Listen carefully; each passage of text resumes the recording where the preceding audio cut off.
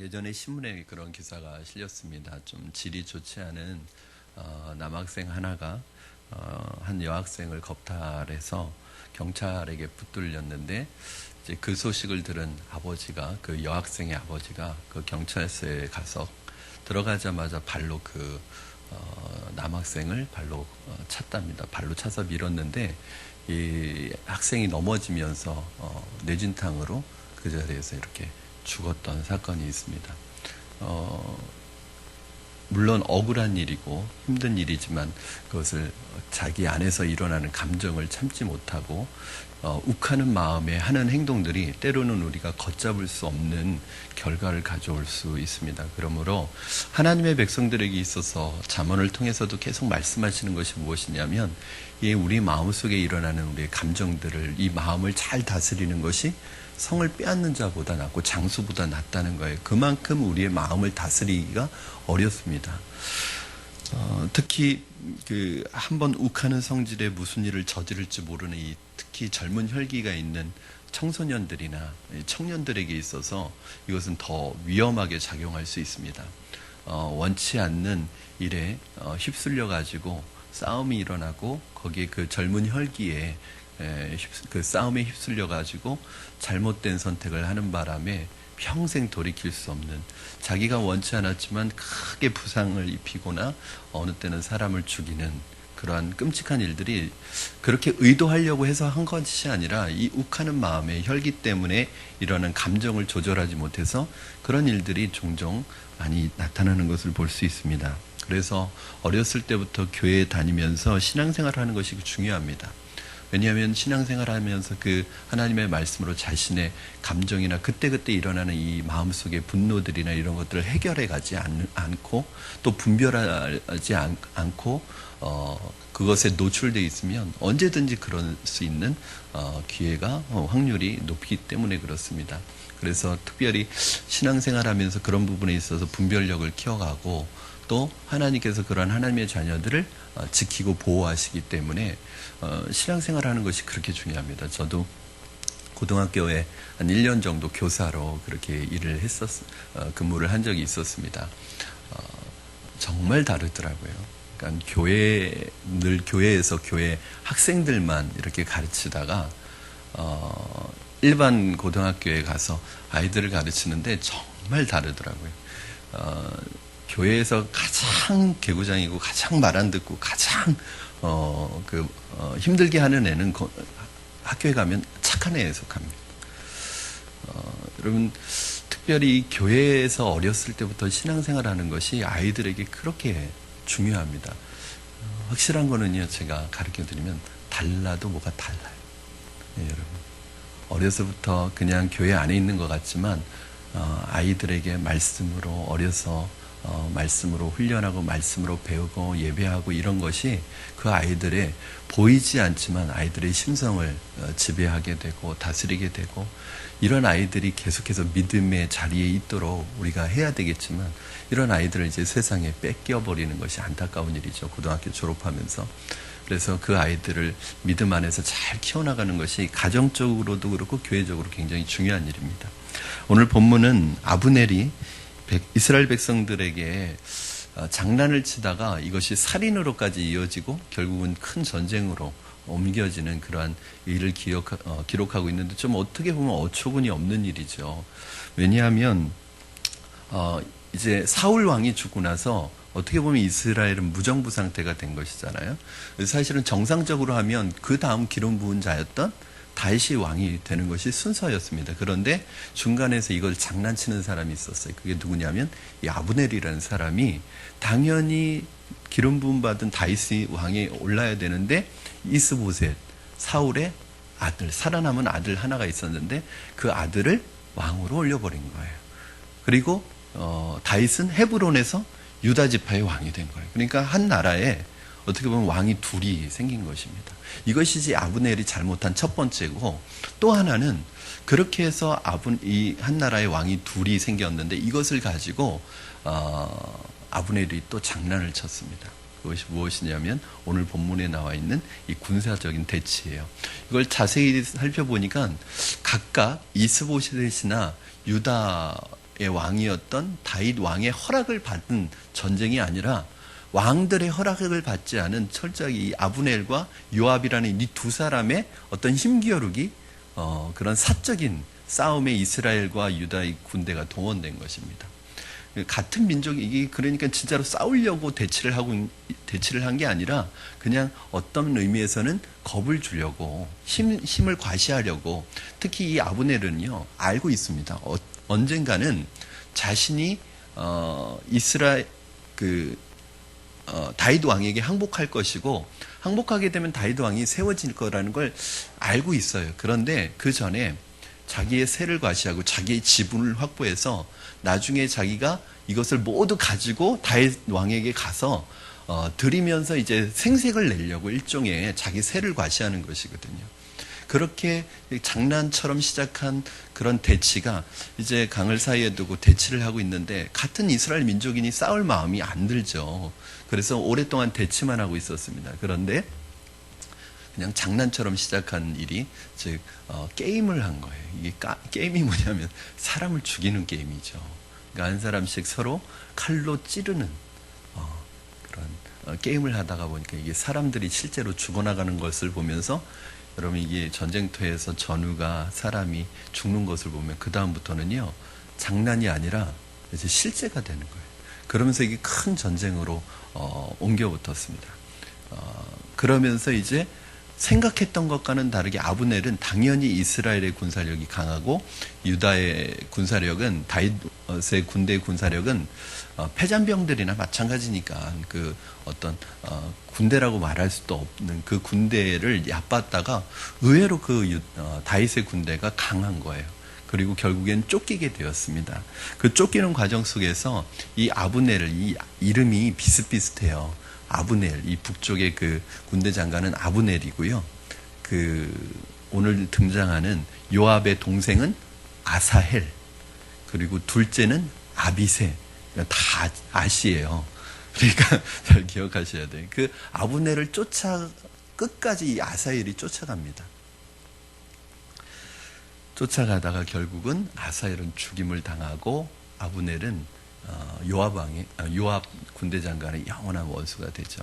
이제 그것이 나중에는 아브넬이 이제 다윗 왕에게 항복을 하러 왔을 때 오히려 그 요압이 마음속에 품었던 그 원한을 그때 갚아서 아브넬은 결국 죽게 됩니다. 여러분 아브넬은 하나님의 이 뜻을 순수하게 받아들이지 않고 즉 다윗이 왕이 되는 이 순수한 뜻을 받아들이지 않고 그 장난질을 치고 그 하나님의 뜻을 방해했기 때문에 하나님의 심판을 받게 되는 것이죠. 결국은 오늘 18절 19절 보시면 이제 아브넬을 추적하는 아사헬에 대한 이야기가 언급되어 있는데 여러분은 18절 19절 한번 같이 읽어주시기 바랍니다. 시작. 그곳에 스루야의 세 아들 요압과 아비새와 아사헬이 있었는데 아사헬의 발은 들노루같이 빠르더라. 아사헬이 아브넬을 쫓아 달려가되 좌우로 치우치지 않고 아브넬의 뒤를 쫓으니. 이제 이게 노련한 어른들과 피가 펄펄 끓는 이 소년의 차이입니다. 여러분 어른들은 조금 전까지 죽이느니 살리느니 막 싸우다가도요 정치적인 이해관계가 맞아떨어지거나 정치적인 부분에 있어서 서로 뜻이 같아지면 조금 전까지만 해도 원수였던 사람이 또 손을 잡습니다. 이게 정치인들이 이해가 안 가는 것 중에 하나가 얼마 전까지만 해도 서로 원수가 돼서 싸우던 사람들인데 갑자기 합당을 해버려요. 그러니까 어떤 목적을 위해서 이해관계가 맞으면요 어저께의 원수가 오늘의 친구가 되고 어저께 친구가 원수가 되는 거 이게 너무너무 쉽게 이루어지는 거예요. 그러니까 이것이 어떤 정치인들의 특성이라고 볼 수 있습니다. 그런데 요압이나 아브넬은 그런 거예요. 그래서 사람 몇 명 죽은 거 별로 중요하지 않습니다. 그들은 언제든지 사람이 몇 명 죽었어도 거기에 눈 깜짝하지 않고 언제든지 만약에 뜻이 같아지면 다시 화해할 수 있는 그런 마음의 준비들이 다 되어 있는 사람들이 정치적으로 그게 마음이 좋아서가 아니라 정치인들이기 때문에 그렇습니다. 벌써 이게 싸움 한번 할 때도 머리가 다 돌아가고 몇 단계까지 다 예상하고 하는 거예요. 그런데 이 젊은 소년이었던 아사헬은 그걸 그렇게 생각하지 않는 거예요. 지금 적군을 향해서 이 분노와 이 적개심이 활활 타오르고 있는데 이것은 누구의 영향을 받은 것이냐면 사실은 요압의 영향을 받은 거죠. 요압이 아브넬에 대해서, 북쪽에 대해서 안 좋게 얘기했던, 그 비방했던 그런 것들을 이 아사엘은 그대로 마음속에 다 담아두고 있었던 거예요. 그래서 정말 나쁘게 생각했던 것입니다. 오늘 우리가 몇 가지 오늘 본문을 통해서 생각해 볼 것이 있습니다. 먼저는 이스라엘 군인들이 피를 흘리고 죽는 것을 보고 앞뒤 생각하지 않고 전쟁에 뛰어든 이 아사엘이라는 소년에 대해서 잠깐 생각할 텐데, 그 아사엘은 다른 사람은 생각하지 않고 오직 아브넬만 추격을 합니다. 오늘 보니까 뭐 발이 엄청 빠르대요.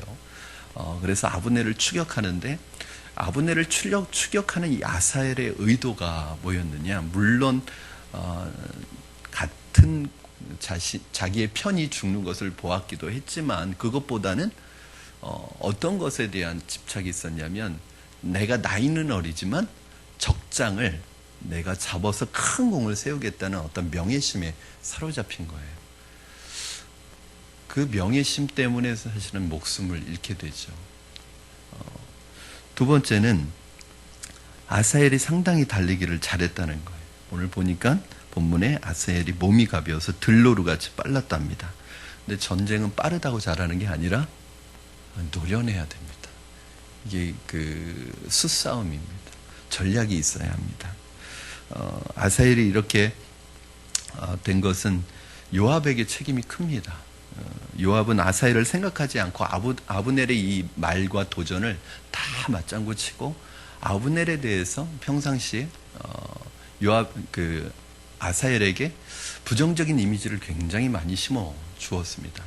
그러니까 이것이 아브넬이 정말로 나쁜 사람이기 때문에 나쁜 것도 있지만, 사실은 아브넬은 지금 이 전쟁을 하는 의도도 사실은 순전히 나쁜 의도를 가지고 한 것이라기보다는 어떤 그 전쟁하는 사람들이 가지고 있는 대체적으로 가지고 있는 그런 전략들의 차원에서 그 정도 한 거예요. 그러니까 요압도 왜 아브넬이 저렇게 하는지 다 이미 서로는 알고 있는 거예요.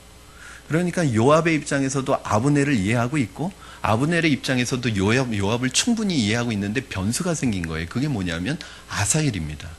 이 아사엘이라는 변수가 생겨가지고 이것이 굉장히 큰 일이 돼버려요. 그런데 그렇게 된 데에는 요압의 책임이 큽니다.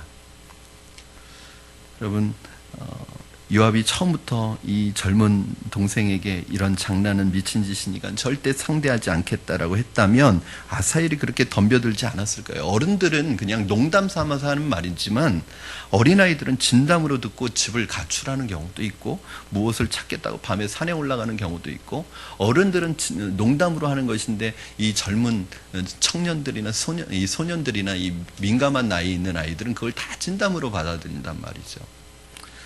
특히 어린아이들이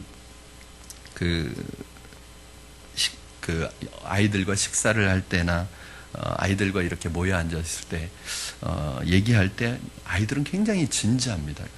아빠, 엄마의 말이 굉장히 진지합니다.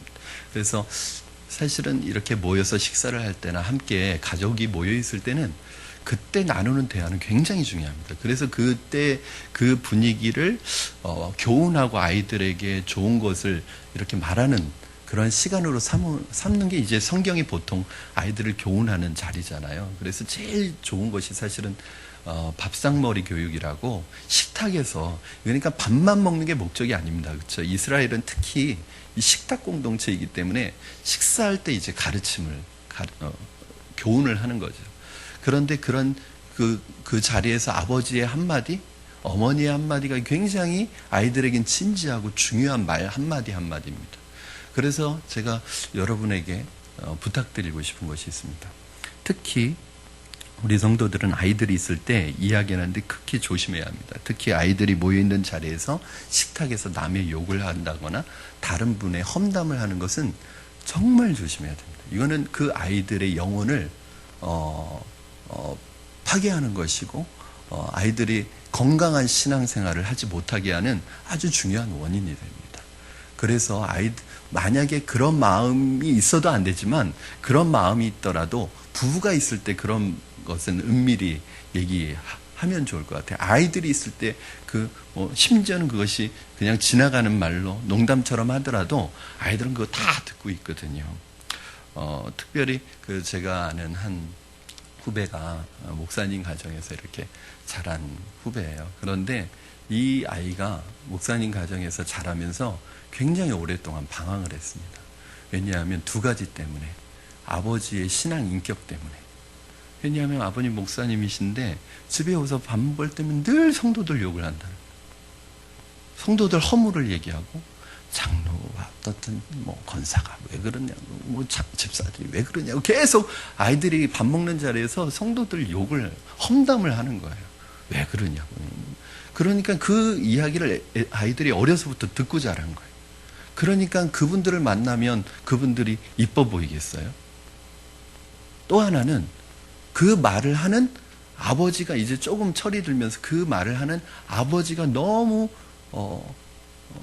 이중인격자처럼 보이더라는 거예요. 왜냐하면 교회에서는 성도들에게 막 웃으면서 막 잘 대해주고 좋은 얘기 해주면서 뒤에 와서는 자꾸 그런 말들을 하니까 나중에 아버지가 존경스럽지가 않아지는 거예요. 목사님인데. 그러면서 자기가 방황한 이유 중에 하나가 목회자의 자녀로서 방황했던 이유가 아버지의 모습이 교회에서와 집에서의 모습이 다르고 그렇게 늘 식탁에서 성도들을 험담하는 그 모습을 보면서 자기가 너무 힘들고 괴로운 시간들을 보냈다고. 여러분 목사님뿐만 아닙니다. 식탁에서 자꾸 남의 얘기하시면 안 됩니다. 특히 교회 얘기하시거나 그리고 교회 성도들 얘기하시거나 교인 얘기하시거나 또 중직자들 얘기하시거나 또 누구 집사님이 그렇다든가 이런 것을 아이들하고 밥 먹는 자리에서 너무 쉽게 얘기하시면 굉장히 그것은 아이들의 영혼을 망치는 일입니다. 아이들의 영혼이 건강한 신앙을 가질 수가 없습니다. 아버지에 대한 나중엔 존경심도 가질 수 없습니다. 영혼을 망치는 결과를 가져옵니다. 그래서 특히 가정에서는 좋은 이야기, 은혜스러운 이야기가 아니면 안 하는 것이 좋습니다. 특히 아이들 앞에서 절대로 교회와 사람들에 대한 부정적인 이야기 하는 것은 여러분, 우리는 쉽게 할지 몰라도 그 아이들의 영혼을 그렇게 생각하시면 됩니다. 교회에서 교회 성도들이나 교회의 어떤 형제 자매들의 이야기를 그냥 하는 것도 아니고 험담을 하게 되면 여러분 그 아이가 신앙이 정상적으로 자라리라고 생각하지 마십시오. 분명히 부정적인 방향으로 자라고 교회에 대해서 신뢰가 안 생깁니다. 사람들에 대해서 신뢰를 잃어버립니다. 그리고 더 나아가서는 부모에 대한 신뢰도 나중에 잃어버립니다. 그런 면에서 이 말 한마디가 굉장히 중요해요.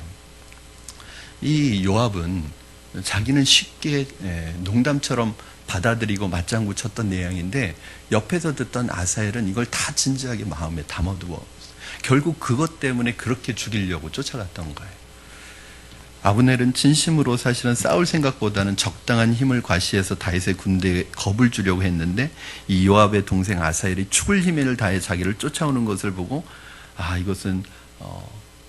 이것이 이제 불행의 시작이 된 거죠. 20절, 21절 한번 보시면 어쩔 수 없는 상황이 된 거예요. 죽일 수밖에 없는 상황이. 20절, 21절 한번 같이 읽겠습니다. 시작. 아브넬이 뒤를 돌아보며 이르되 아사엘아 너냐 대답하되 나로라. 아브넬이 그에게 이르되 너는 왼쪽으로나 오른쪽으로나 가서 청년 하나를 붙잡아 그의 군복을 빼앗으라 하되 아사엘이 그렇게 하기를 원하지 아니하고 그의 뒤를 쫓으매. 이것을 보면 아브넬은 처음부터 요압과 원수가 되기를 원하지 않았어요. 왜요? 여러분 이 두 사람은요 원래 같은 민족이잖아요. 같은 동족이고 그 군대 장관이라는 중요한 위치를 차지하고 있으면 서로 잘 아는 사이예요. 그리고 아브넬은 요압도 알지만 이 아사엘도 아마 이렇게 지켜봐왔던 잘 아는 사람일 거란 말이에요. 그래서 죽이기를 원치 않았습니다. 그래서 뭐라고 그러냐면 야 아사엘아 너를 죽이기를 원치 않다. 계속 나 쫓아오지 마. 그 대신 너 옆에 있는 다른 군사 하나, 청년 하나 죽여서 그 군복 가져가. 그리고 날 그만 따라와라. 이렇게 얘기했는데 이 아사엘이 듣지를 않습니다. 끝까지 따라갑니다. 두 가지 마음이죠. 적개심과 또 하나는 그러니까 아마 그 형의 얘기를 들으면서 이렇게 이 나라가 지금 이렇게 두동강이 나고 이렇게 왕이 둘이 세워진 건 이건 모두가 이 아브넬의 책임이라고 막 평상시에 얘기했겠죠. 그 마음과 또 하나는 뭔가 내가 공을 세우고 싶다는 이 두 가지 마음에 이 어린, 이제 전쟁에 참여한 지 뭐 얼마나 됐겠어요. 군인도 아니죠. 그런데 이 아브넬은 전장에서 잔뼈가 굵은 사람입니다. 어떻게 이길 수 있겠어요? 무슨 전쟁을 발로 하는 게 아니니까. 그런데 계속해서 쫓아갑니다. 여러분 22절 한번 보시겠습니다. 22절 시작. 아브넬이 다시 아사엘에게 이르되 너는 나 쫓기를 그치라. 내가 너를 쳐서 땅에 엎드러지게 할 까닭이 무엇이냐. 그렇게 하면 내가 어떻게 내 형 요압을 대면하겠느냐 하되. 그러니까 여기서 아브넬의 생각을 알 수 있습니다. 아사엘을 처리하는 건 그건 식은죽 먹기입니다. 그러나 그렇게 죽이지 못하는 이유는 너 형 내가 어떻게 보냐 너를 죽이면. 그러니까 여기서 물러나라 라고 말합니다.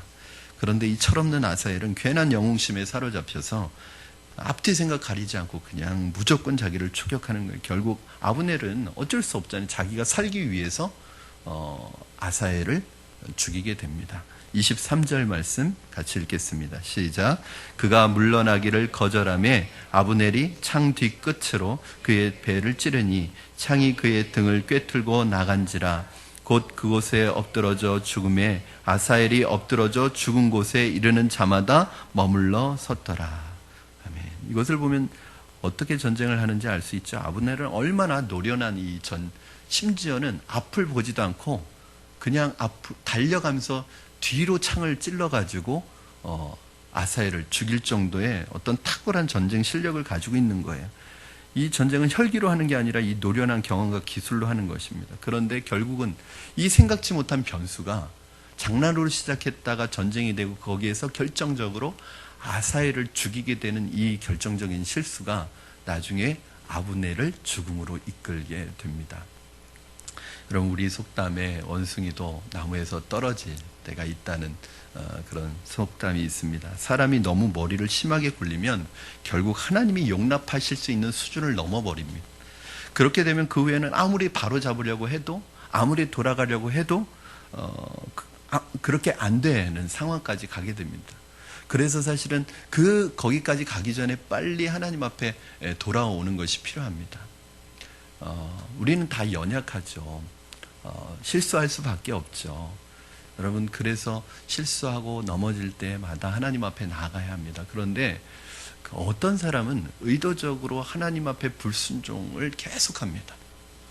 어디까지 계속하냐면 돌아올 수 없는 상황까지 가버립니다.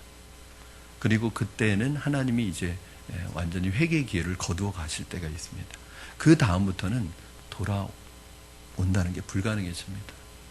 사랑하는 여러분, 우리의 삶에서 하나님께서 늘 우리가 돌아오기를 원하고 하나님께 돌이키기를 원하지만 우리 주위에 한번 생각해 보십시오. 내가 하나님 앞에 아직도 고집 부리고 있지는 않은지, 하나님한테 아직도 뻗팅기고 있지는 않은지, 아직도 하나님께 돌아가지 않고 내 고집과 내 방법으로 살아가고 있지는 않은지, 하나님께서 계속 기다려주시는 게 아닙니다.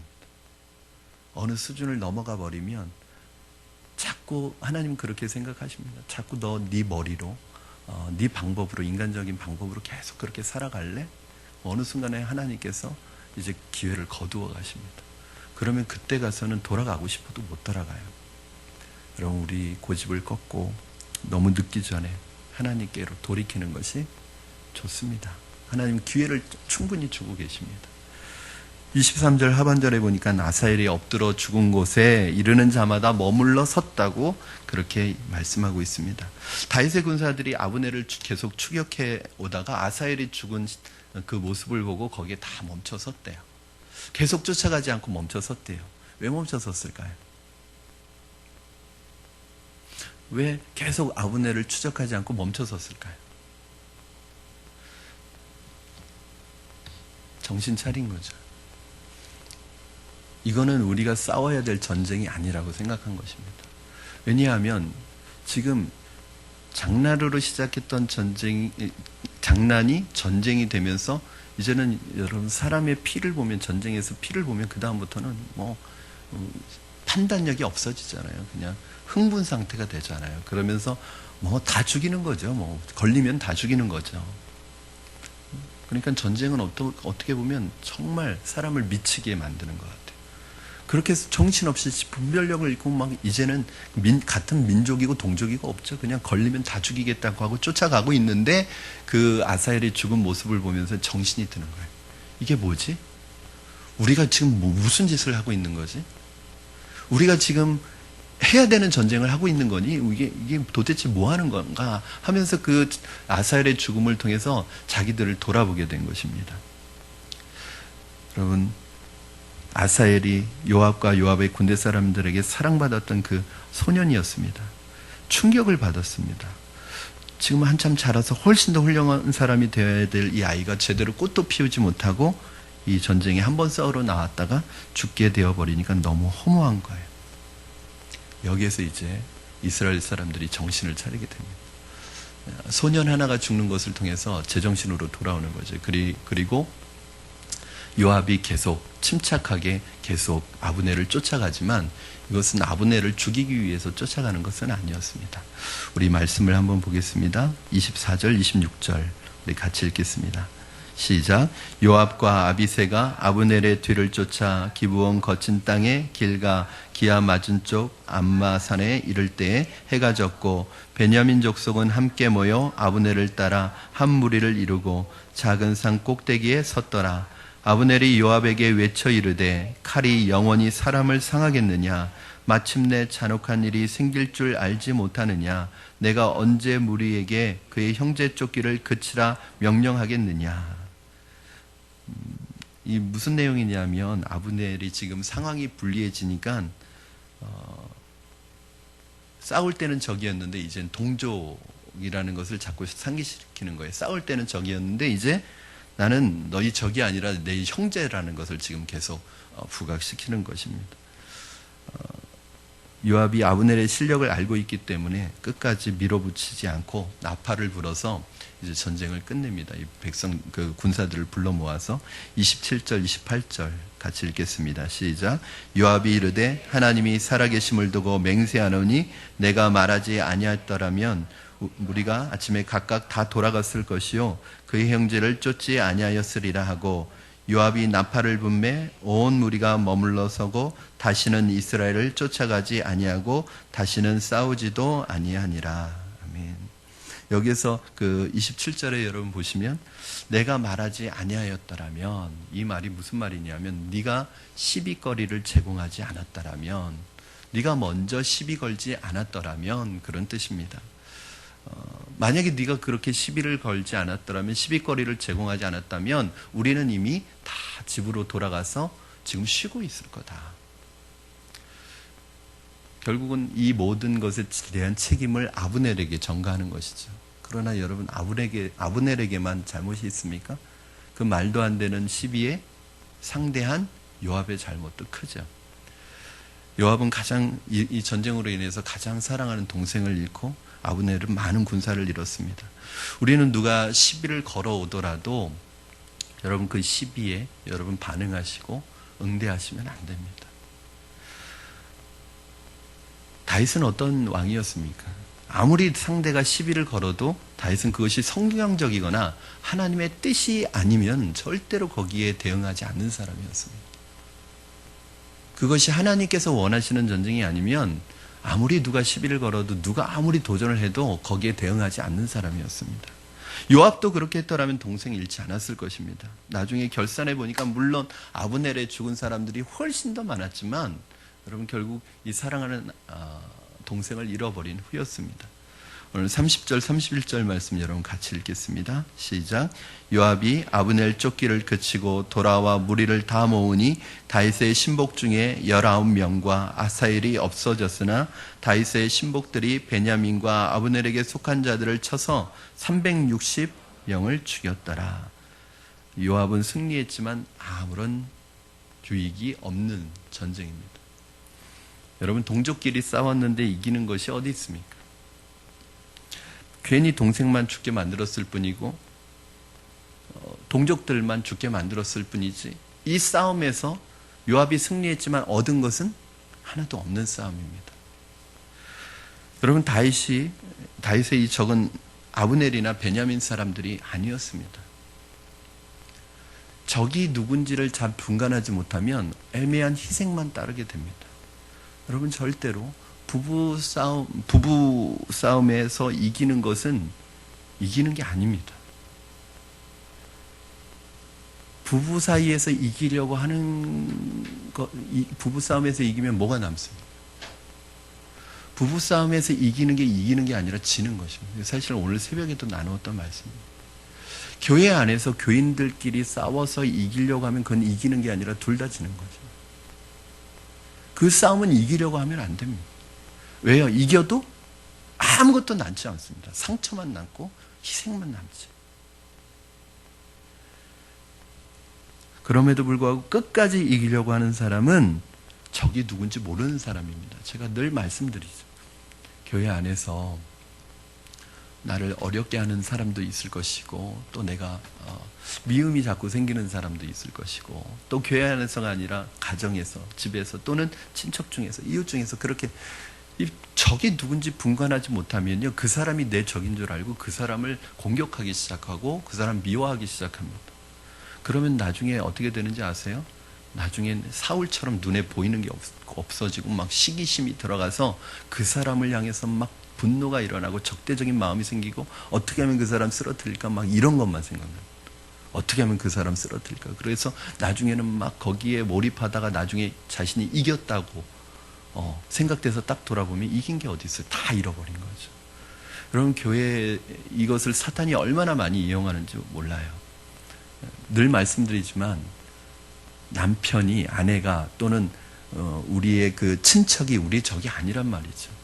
그 눈에 보이는 그 사람이 우리의 적이 아니라 눈에 보이지 않는 그 사람 뒤에 애매히 내가 고난 받는 것일 수도 있어요. 그러나 애매히 고난 받는다고 해도 그 사람이 나를 애매히 고난을 주는 게 아니라 그 사람 뒤에 있는 보이지 않는 악한 영이 그 사람의 마음을 충동시켜서 그 사람을 사용해서 그렇게 나에게 고난을 주는 것이고 어려움을 준다면, 나의 적은 그 보이는 그 사람이 아니라 그 뒤에 있는 악한 영이죠.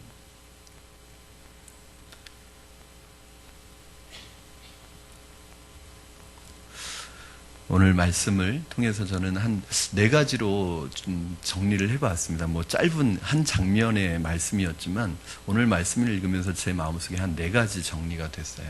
첫 번째는 우리의 작은 실수가 큰 사고로 이어질 수 있기 때문에 그렇게 하지 않도록 평소에 하나님 말씀으로 무장해야 합니다. 무슨 말이냐면, 우리가 하나님의 말씀을 떠나 있거나 하나님의 방법을 떠나 있거나, 이게 다윗의 탁월한 점인데, 다윗은 늘 하나님의 말씀에 사로잡혀 있고 떠나 있지 않기 때문에 분노 조절이 됩니다. 그리고 분별할 수 있는 능력이 생기는 거예요. 그래서 다윗이 결정적인 순간마다 죄를 짓지 않는 이유가 뭐냐면 바로 그 말씀으로 무장되어 있기 때문입니다. 그런데 저나 여러분이나 말씀에 붙들려 있지 않으면 뭐에 사로잡히게 되냐면, 말씀에 사로잡히는 게 아니라 감정에 사로잡히고 분위기에 사로잡히고 사소한 우리 안에서 일어나는 분노에 사로잡히게 됩니다. 그러면 결국은 그 분노에 사로잡히고 나면 마치 그 순간에는 우리가 아무것도 생각이 안 나고 일이 다 벌어지게 만듭니다. 그리고 일이 벌어지고 나서 자기도 후회합니다. 내가 왜 그랬지? 그럼 그 뭐냐 하면, 요즘에 그 분노 조절이 안 되는 사람이 굉장히 많습니다.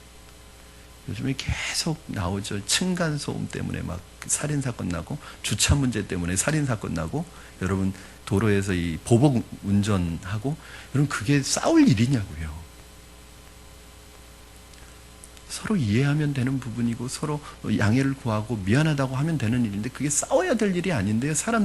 요즘 사람들이 안에 속에 분노가 가득해가지고요, 막 다 사람들이 이 불을 품고 사는 것 같아요. 말을 하기가 무서워요. 조금 무슨 말을 하면 그냥 막 분노를 터뜨리는 사람들이 얼마나 많은지 몰라요. 그런데 우리는 바로 하나님의 말씀에 사로잡혀 있지 않으면 우리도 언제든지 그럴 수 있다는 것입니다, 여러분.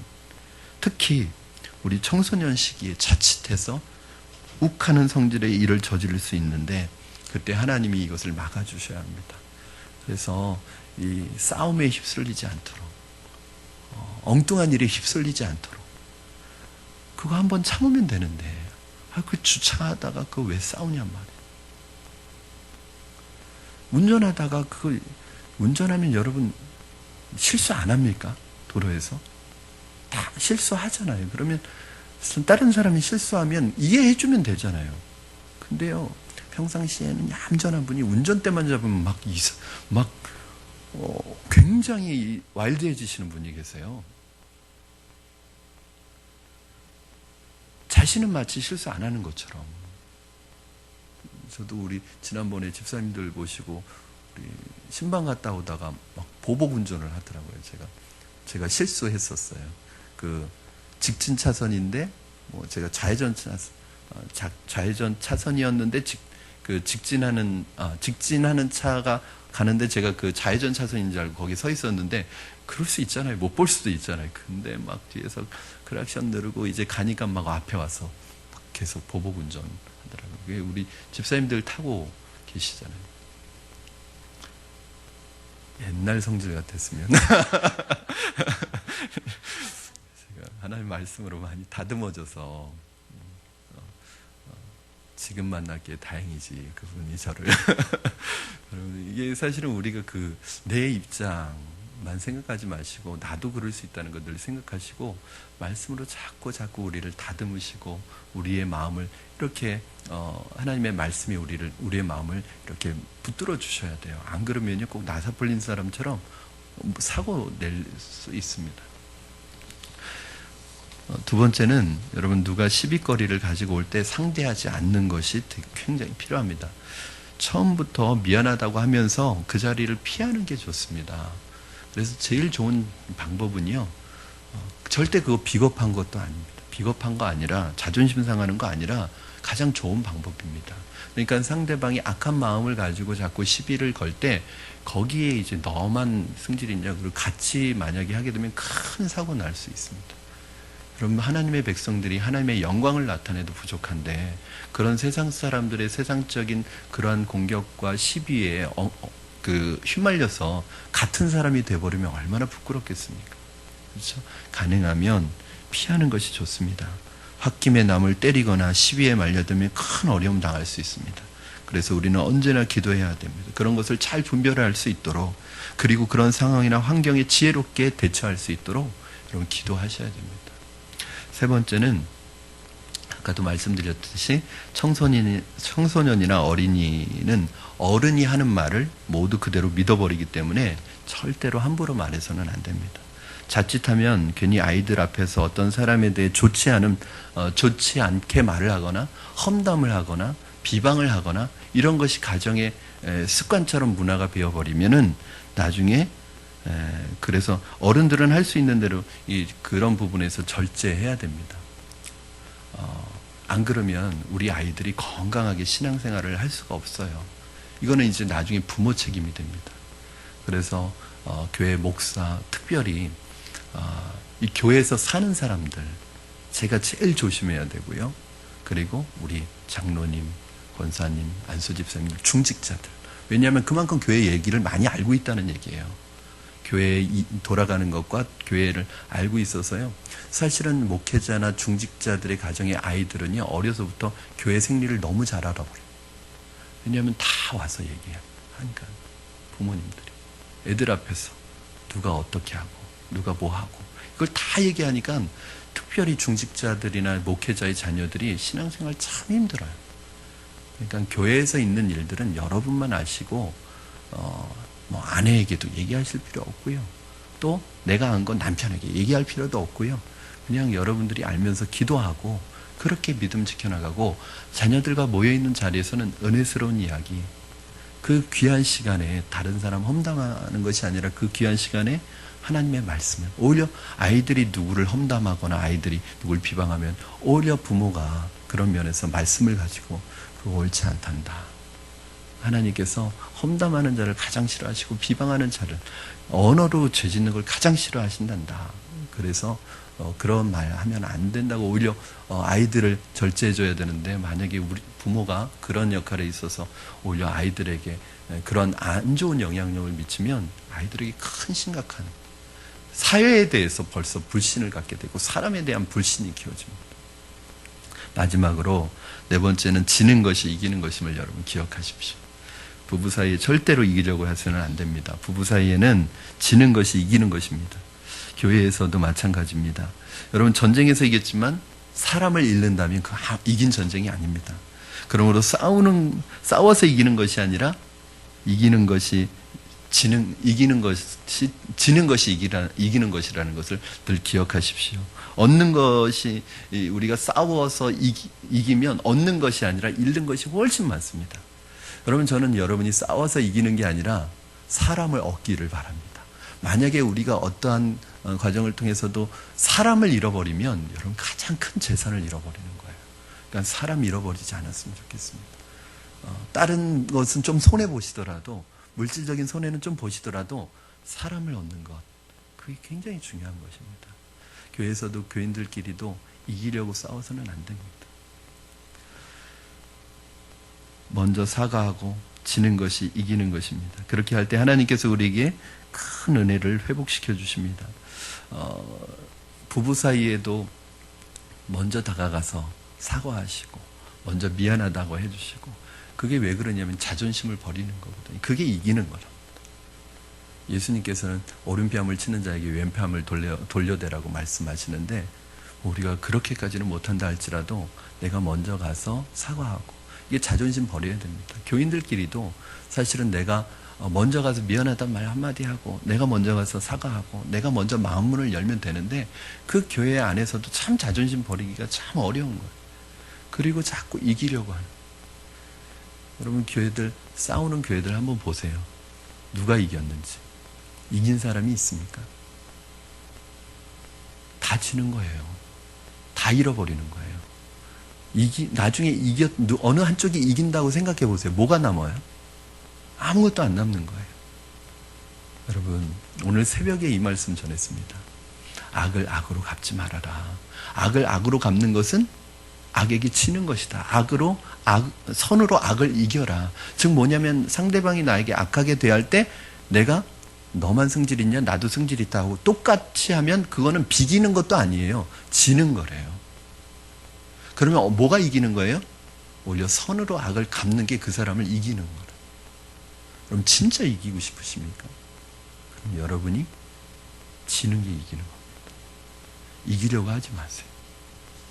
이기려고 하면 아무것도 안 남습니다. 내 신앙도 안 남고요. 내 마음의 은혜도 안 남아버리고요. 다 잃어버리게 되어 있습니다. 차라리 지는 게 마음이 편합니다. 지는 게 사실은 더 마음이 편한 거예요. 여러분, 이겨서 뭐 하시나요? 이기면 마음의 평안함이 있는 게 아니라 마음의 불편함이 있는 거예요. 정상적인 예수 그리스도의 사람이라면. 말씀을 정리합니다. 사랑하는 여러분, 그리스도인들은 오늘 새벽에도 말씀드렸듯이 싸우지 않고 이기는 법, 말하지 않고 말하는 법, 옳고 그름의 원리가 아니라 은총의 원리로 사는 법을 배우는 사람들입니다. 저는 여러분이 세상 사람들의 방법으로 이기는 분들이 아니라 은혜로, 선으로 악을 이기시고 주님의 영광을 드러내시고 많은 사람들에게 선한 믿음의 영향력을 나타내시는 분들이 되시기를 주님의 이름으로 축원합니다. 기도하겠습니다.